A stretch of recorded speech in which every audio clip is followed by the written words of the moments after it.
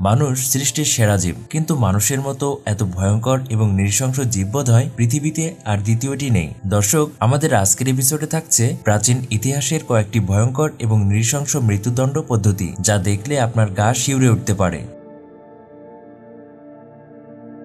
নেকলেচিং।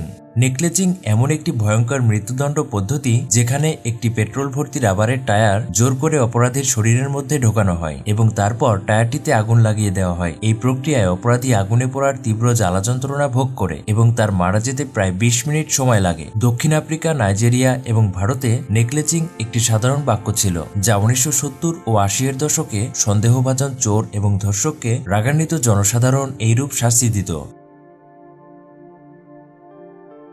The rack.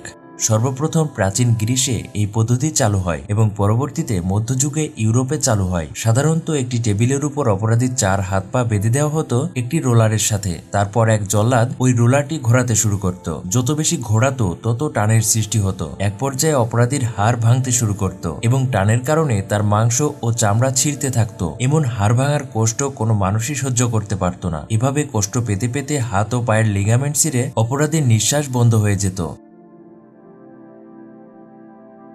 Rat in a bucket. অস্বস্তিকর পরিস্থিতির মধ্যে পড়লে ইঁদুরেরাও অস্থির ও হিংস্র হয়ে ওঠে। ইঁদুরের এই স্বভাবকে অস্ত্র বানিয়েই এই মরণযন্ত্র তৈরি করা হতো। জ্যান্ত ইঁদুরদের একটি বালতির মধ্যে ঢুকিয়ে সেটি উল্টো করে রেখে দেওয়া হতো অপরাধীর পেটের উপরে। তারপর ধাতুর তৈরি বালতির উপর রাখা হতো জ্বলন্ত গরম কয়লা, যার ফলে ধাতুর তৈরি বালতি গরম হয়ে যেত আর ইঁদুরগুলো প্রচন্ড গরম অনুভব করত। এরূপ পরিস্থিতির থেকে বাঁচার জন্য অপরাধীর পেট ছিঁড়ে ইঁদুরগুলো তার দেহের ভেতরে প্রবেশ করে যেত আর দেহের ভেতরে থাকা নাড়ি ও অঙ্গ প্রত্যঙ্গগুলো লন্ডভন্ড করে ফেলত। তাতেও যদি তার মৃত্যু না হতো, তাহলে সেই জ্বলন্ত কয়লা তার পেটের মধ্যে ঢুকিয়ে দেওয়া হতো, যার ফলে তার দেহের অংশ ঝলসে এক ভয়ঙ্কর মৃত্যু ঘটত। Head crusher.